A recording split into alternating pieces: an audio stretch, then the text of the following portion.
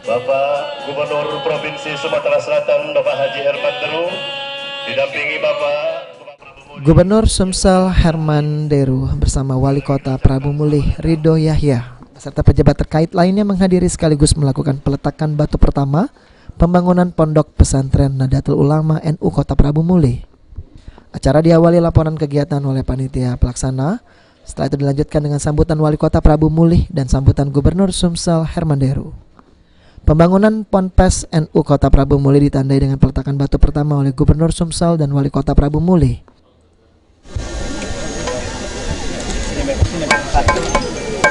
Nah, lanjut Pak Wali.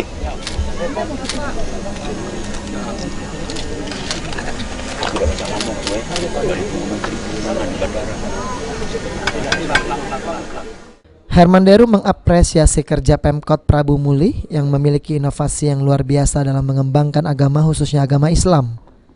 Ia berharap apapun status pesantren ini nantinya modern ataupun salafiyah harus tetap update dengan perkembangan IT dan jangan sampai ketinggalan karena persaingan ini semakin ketat. Pertama saya mengapresiasi kerja pemerintah kota Prabu Mulih yang punya inovasi luar biasa dalam mengembangkan agama, khususnya agama Islam, tetapi tidak menafikan agama lain. Masjid sudah dibangun 100 lebih, dan hari ini kami bersama-sama meletakkan batu pertama membangun Pondok Pesantren Nahdlatul Ulama. Harapan saya pesantren ini apapun statusnya, mau modern mau salafiyah, harus tetap update dengan IT.